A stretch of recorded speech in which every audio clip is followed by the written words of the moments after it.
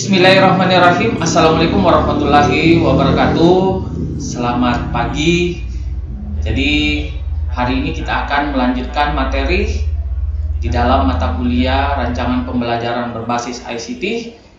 Jadi hari ini kita akan membahas tentang pembelajaran berbasis website.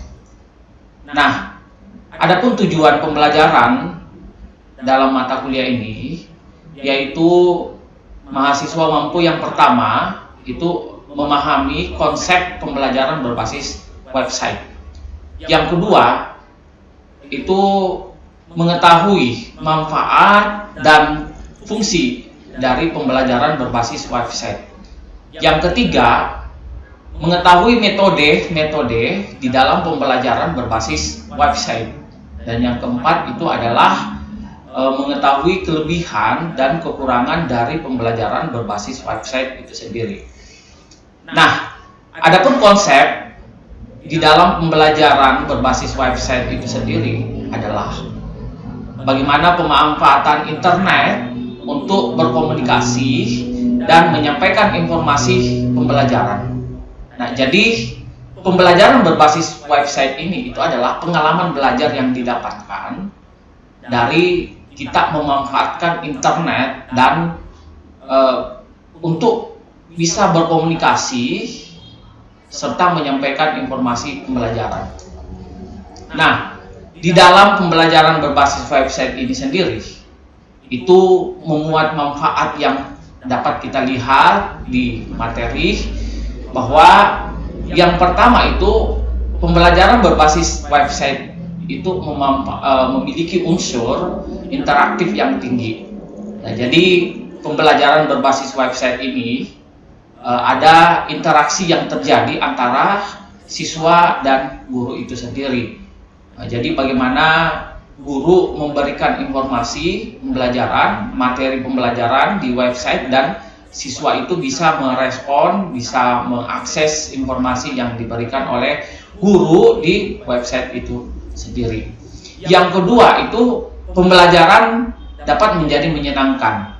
Nah, jadi dengan adanya website, ya pembelajaran berbasis website ini, maka peserta didik itu bisa mendapatkan pengalaman belajar dalam arti pembelajaran yang mereka lakukan itu bisa menyenangkan. Nah, yang ketiga, manfaat yang bisa diperoleh dari pembelajaran website itu sendiri adalah peserta didik itu dapat mengingat ya lebih banyak lagi materi pembelajaran. Nah, ini disebabkan karena dengan adanya website, maka materi-materi yang ada di website itu bisa diakses oleh peserta didik kapanpun dan dimanapun mereka berada. Dan yang terakhir, manfaat yang bisa didapatkan dari pembelajaran website itu sendiri adalah mengurangi biaya operasional. Nah, jadi dengan adanya website ini, maka sarana dan prasarana dalam pelaksanaan pembelajaran ketika dilakukan secara langsung itu bisa diantisipasi dengan adanya pembelajaran website yang kita lakukan. Nah, adapun metode-metode yang dapat terrealisasi di dalam pembelajaran berbasis website ini itu adalah yang pertama, computer based training. Jadi bagaimana kita bisa melakukan pelatihan itu dengan memanfaatkan komputer. Jadi pelatihan-pelatihan yang diberikan itu bisa berbasis komputer, sehingga dengan memanfaatkan internet maka proses pelatihan itu bisa dilaksanakan. Jadi tidak perlu lagi berada di satu lokasi, berada di satu tempat, cukup saja dengan adanya internet ini, maka proses pelatihan itu bisa diselenggarakan. Nah, yang kedua itu adalah Electronic Performance Support System. Nah, jadi bagaimana sistem dukungan kinerja elektronik. Nah, jadi dengan adanya website itu, maka kinerja di dalam kita membuat sistem elektronik itu bisa didukung, termasuk di sini banyak dimanfaatkan oleh perguruan tinggi dalam hal bagaimana membuat sistem informasi akademik. Yang ketiga itu adalah virtual asynchronous classroom atau kelas asinkron virtual. Jadi di mana dengan pembelajaran berbasis website ini, maka siswa, pembelajar, guru itu bisa melakukan proses pembelajaran tanpa mengenal waktu. Jadi materi yang disajikan di dalam website itu bisa diakses kapanpun. Ya, jadi tidak mengenal waktu dan dimanapun mereka bisa mengaksesnya. Proses pembelajaran bisa dilakukan tanpa kita men-schedule, artinya membuat waktu, ya menetapkan waktu belajar kita itu bisa dikurang, maksudnya bisa tidak dilakukan, ya, karena dengan adanya metode ini asinkron ini menunjukkan bagaimana proses pembelajaran itu bisa dilakukan secara fleksibel. Jadi tidak mengenal waktu dan dimanapun mereka berada itu tidak mesti lagi proses pembelajaran itu bisa dilaksanakan. Yang jelas bahwa di sini bisa guru memberikan materi di dalam websitenya, sehingga ketika ada waktu siswa untuk mengakses materinya itu bisa dilakukan oleh siswa itu sendiri. Nah, yang keempat itu metode virtual synchronous classroom atau kelas sinkronisasi virtual. Jadi ini metode ini itu lebih tepatnya kita melaksanakan pembelajaran secara langsung, ya, karena di sini mengharuskan siswa dan guru itu bisa bertemu secara langsung. Jadi seperti halnya ketika kita melakukan virtual meet, maka pembelajaran yang dilakukan itu atau metode pembelajarannya itu ada berbasis dengan pendekatan sinkron. Jadi sinkronus di sini ini menunjukkan bahwa pembelajaran dilakukan secara langsung, jadi waktunya bersamaan. Jadi tidak itu pembelajaran dilakukan berlangsungnya pembelajaran. Jadi seperti halnya dengan istilah live, ya, live. Jadi pembelajaran dilakukan itu sesuai dengan waktu. Nah, oke.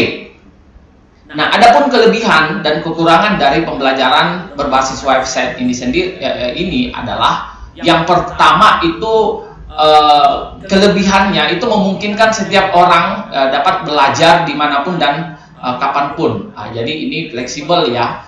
Jadi kalau misal siswa ingin belajar, tinggal mengakses, ya kan, yang jelas ada dukungan internet, akses internet. Yang kedua itu belajar sesuai dengan karakteristik diri sendiri karena bersifat individual. Yang ketiga itu peserta didik lebih aktif dan mandiri dalam belajar. Nah, dan yang keempat itu adalah materi pelajaran dapat diperbaharui dengan mudah. Jadi kalau misal ada materi yang terbaru, ini guru bisa mengupdate, ya, bisa memposting materi yang terbaru ketika ada materi yang baru dibuat oleh guru, agar supaya informasi yang diberikan oleh siswa itu bisa tercapai.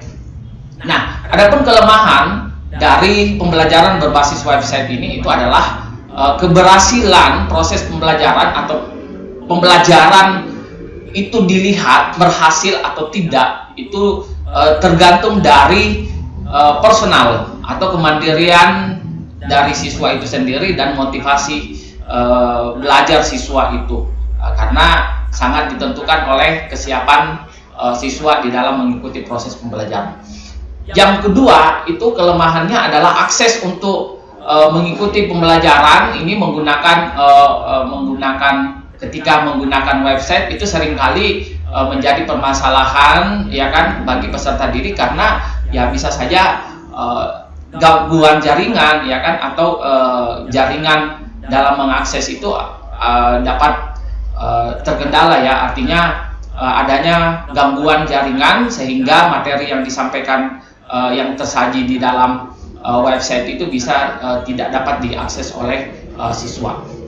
Nah, adapun kelemahan yang ketiga itu pelajaran dapat cepat siswa itu dapat cepat merasa bosan, ya, karena jenuh jika mereka tidak dapat mengakses internet. Nah, jadi karena ini kalau misal kelamaan nunggu, ya kan pasti akan merasa kita akan merasa bosan, ya kan, karena lalot sehingga materi itu terhenti, misal seperti itu ya. Dan yang terakhir kelemahannya itu adalah dibutuhkan panduan bagi pembelajar untuk mencari informasi yang relevan. Ini disebabkan karena informasi-informasi yang diberikan atau informasi-informasi yang ada di internet itu biasanya beragam ya, sehingga perlu ada rujukan agar supaya siswa itu mengakses informasi yang sesuai dengan referensi yang kita berikan itu sesuai dengan materi yang disajikan pada saat itu, atau informasi yang diberikan di website itu ya bisa sesuai dengan materi-materi atau substansi materi itu sesuai dengan rujukan dari materi yang diberikan oleh siswa itu sendiri. Nah, jadi saya kira itu yang dapat saya sampaikan. Mudah-mudahan pada kesempatan hari ini itu materinya dapat diserap, dan akhir kata wabillahi taufiq wal hidayah. Wassalamualaikum warahmatullahi wabarakatuh.